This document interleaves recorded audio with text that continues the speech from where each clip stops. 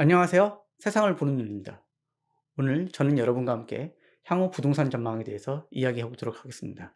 결론부터 말씀드리겠습니다. 앞으로 부동산의 대세 상승은 종말되고 투자 자산으로서의 가치가 매우 떨어지게 될 것 같습니다. 예, 하나씩 알아보도록 하죠. 일단 부동산이 왜 투자 자산으로서의 매력을 상실하는지에 대해서 알아보려고 한다면 왜 부동산이 상승했는지에 대한 이유를 먼저 확인해 봐야겠죠. 저는 그 첫 번째 이유는 예 유동성이 증가했기 때문이라고 생각합니다. 지금 보시는 이 첫 번째 그래프는요. 한국은행이 제공한 자료에 의한 건데요. 2007 년에는 1,100조 정도였던 유동성이 작년 기준으로는 3,000조가 넘게 됩니다. 유동성이 매우 증가했고요. 지금 이 보시는 두 번째 그래프는요. X축은 유동성, Y축은 서울의 아파트 가격입니다. 보시면 유동성이 증가할 때 아파트 가격이 급등하는 걸 확인할 수가 있습니다. 저는 이걸 보고 시중에 돈이 넘쳐나게 되고 사람들이 그 돈을 가지고 부동산에 투자하게 되면서 부동산 가격이 상승했다라고 생각을 합니다. 사실은 이 파트는요. 부동산뿐만이 아니고 모든 투자 자산에 해당하는 문제이기도 했습니다. 그리고 상승 이후 두 번째 이건 간단한 문제는 아닌데 예 쉽게 말씀드리면은 일단 수요 대비 공급 부족이라고 생각했습니다. 여기서 중요한 거는 수요 대비입니다. 수요 대비. 여기 수요라는 건요. 실수요도 있지만요. 투기성 수요가 포함됩니다. 아무리 투기꾼들이 부동산을 매입을 한다고 해도 만일에 공급의 양이 그것보다 훨씬 상하게 된다면은 공급 부족이 발생하지는 않습니다. 근데 문제는 뭐냐면은요. 실제 수요만큼 주택 공급을 한다 하여도 투기성 수요가 발생을 하게 되면은 수요가 증가하는 것처럼 나타나게 되고요. 따라서 부동산 가격이 거품이 낄 수밖에 없습니다. 이러한 배경에는 좀 복잡한 이야기가 많습니다. 첫 번째로는 일단 수도권 집중화입니다. 수도권에 사람이 계속 모이죠. 그러니까 기본적으로 수도권은 주택이 항상 부족할 수밖에 없는 상황이고요. 그 두 번째로는 여기 써져 있죠. 필요한 주택 공급의 부족입니다. 어 저는 이 자료를 좀 보고 좀 놀랐는데요. 전국의 아파트 거주 비율보다 서울의 아파트 거주 비율이 더 낮다고 합니다. 또 놀라운 점은 이건 당연한 거죠. 서울은 소득도 많아요. 그리고 맞벌이도 많습니다. 근데 아파트 거주 비율은 낮아요. 신혼부부들은 아파트에 살기를 원하거든요. 그러니까 필요한 주택이 제때 공급되지 않은 면이 좀 있습니다.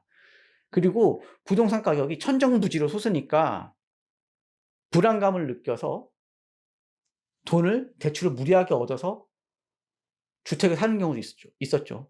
뭐 이른바 영끌이라고 불리는. 그리고 부동산 가격이 오르니까 시세 차익을 노리고 들어가는 투기꾼들도 있었고요. 이러한 이유로 굉장히 수요가 부풀어졌었습니다. 그 수요가 부풀어지니까 가격이 상승하게 되는 거고요. 저는 이게 부동산 상승의 두 가지 주요한 원인이라고 생각을 합니다. 자, 그러면 왜 하락을 하게 될까요? 제가 봤을 때 그 첫 번째 이유는 단기적인 건데요. 금리 인상과 그리고 테이퍼링입니다. 뭐 뉴스에서 많이 보셨겠습니다만 최근에 대출 금리가 급등하고 있죠. 미국이 금리를 올리면서 한국도 덩달아 올라가게 되는 겁니다. 그 두 번째로는 테이퍼링입니다. 이 테이퍼링이라는 게요. 아까 제가 이야기했던 유동성을 정부가 공급을 할 때 미국은 연방준비은행이 자산을 매입을 하면서 돈을 시중에 풉니다. 시중에 돈이 풀리니까 유동성이 증가를 하는 거죠. 그런데 미국 연방준비은행이 자산 매입을 축소하고 그리고 돈을 걷어들이겠다는 발표를 했습니다. 이렇게 되면 어떻게 될까요? 전 세계에 풀렸던 미국의 돈이 다시 미국으로 돌아가야 되는 상황이 됐습니다. 뭐 최근 한국의 주식시장을 보게 되면은 외국인들이 연일 매도를 하면서 주식시장에서 돈을 빼내고 있죠. 그 이유가 바로 여기에 있습니다. 이렇게 되면 전 세계의 통화량이 감소하게 되고요. 한국도 이거를 따라서 통화량을 감소시킬 수밖에 없습니다. 왜냐면은 한국은 통화량을 증가시키는데 미국은 통화량을 감소시키게 되면은 환율이 급등을 하게 되거든요. 이거 경제 충격이 상당합니다. 한국 정부도 어쩔 수 없이 이 스텝을 따라갈 수밖에 없다는 거죠. 그리고 중기적인 이유가 또 하나 있습니다. 제가 봤을 때는 상당히 높은 확률로 경기 침체가 올 거라고 생각을 하는데요. 경기 침체가 오게 되면은 부동산 가격이 하락하게 됩니다. 저희는 두 번의 경기 침체를 겪어 봤죠. 첫 번째는 97 년에 IMF 외환위기였고요. 그리고 또 하나는 2008 년에 글로벌 금융위기였습니다. 그 기간 동안에 부동산 가격이 하락하는 것을 경험을 하셨을 텐데요. 마찬가지로 아마 올해 말이나 내년 정도에 경기 침체가 발생을 하게 된다면은 '부동산 가격이 아마 하락하게 되지 않을까.'라고 생각을 합니다. 왜냐하면은요, 경기가 침체하니깐요. 당연히 소득이 줄겠죠. 소득이 줄게 되면은 아무래도 부동산 구매 여력이 감소하게 되겠죠. 지금 보시는 그래프는요, 한국의 수입과 수출의 증가량을 나타내는 그래프인데요. 최근 수입의 양은 증가를 했지만 수출의 양은 감소를 하고 있습니다.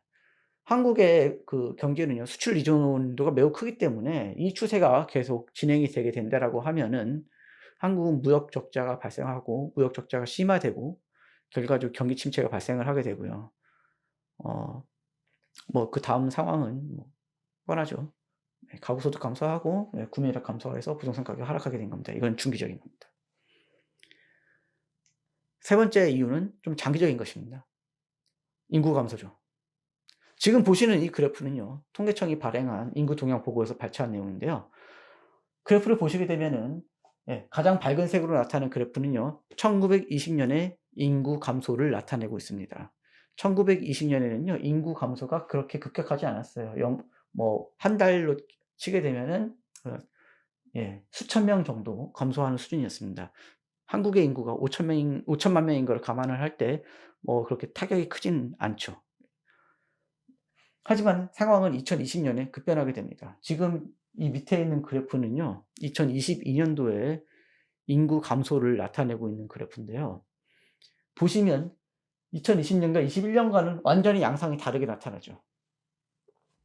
물론 2022년 3 월에 인구 감소는 아마도 '코로나로 인한 영향이 아닐까.'라고 추측을, 확실한 건 아닙니다만 추측을 해 보고 있는데요. 근데 제가 봤을 때 이 4 월의 이 인구 감소는 어느 정도 어 그 코로나의 영향에서 벗어난 데이터라고 생각을 합니다. 이렇게 되면은 아마 올해 대한민국의 인구는 약 수십만 명 정도 감소할 거라고 생각을 하고요. 이 규모는요, 소도시 하나가 그냥 통째로 사라지는 수준의 인구 감소입니다. 이거는 거의 완전 확정적이고요. 인구의 증가가 발생할 가능성은 없습니다. 현재 줄어드는 이 수준의 인구를 늘리기 위해서는 출산율이 3 에서 4 정도가 나와야 되는데 절대 불가능하거든요. 따라서 결론 말씀드리면 단기, 중기, 장기 모든 악재가 발생하였고요. 이 악재는 거의 확정적입니다. 금리 인상 테이퍼링 미국이 발표해서 이미 시행하고 있죠. 경기 침체 매우 높은 확률로 점점 현실화되어 가고 있죠. 인구 감소 이미 나타난 현상입니다. 이거는 거슬 수도 조차 없어요. 따라서 부동산은 앞으로 투자 자산으로서의 가치를 잃게 될 거고요. 어 이러한 부동산을 오래 보유하고 있는다는 것은 기회 비용만 증가하기 때문에 제가 봤을 때는 불필요한 부동산은 정리하시는 게 좋을 것 같습니다. 제가 지난 타임에 이야기했던 주제랑 연결을 해 보자면요. 앞으로 2년 동안은 모든 자산 시장에 거품이 거칠 거기 때문에 자산을 지키는 방향으로 설계를 하셔야 됩니다. 때문에 제가 좀 권해 드리는 부분은 무리한 투자는 어 하지 마시고요. 자산을 지키는 방향으로 투자를 하실 것을 권해 드립니다. 예. 오늘 여기까지였고요.